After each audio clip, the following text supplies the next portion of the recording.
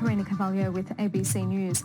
Clive Palmer has tried and failed for a third time to avoid being grilled by liquidators over the collapse of Queensland Nickel. In a day of heated exchanges in court, he denied being intimately involved in the decision to put the company into administration. At one point, saying his sore foot was more important than his company's financial troubles.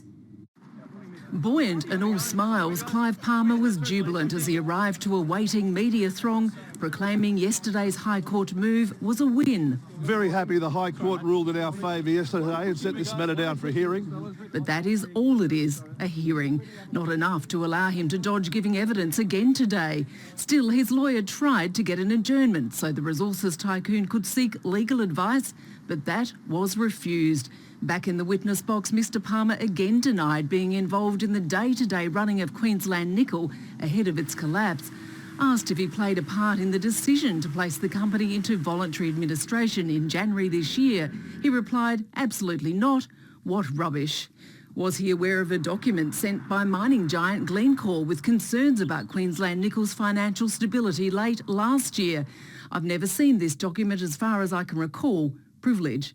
What about others sent by the company's former CFO with details from Clayton Utes about insolvency and restructuring?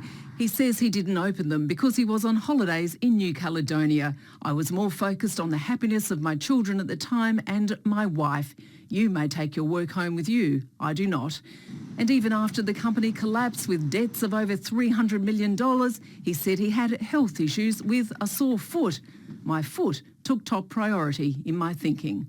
Often flustered, Mr Palmer tired as the questioning ground on, and there were plenty of contradictory answers about what he did and didn't know about the company's desperate financial state.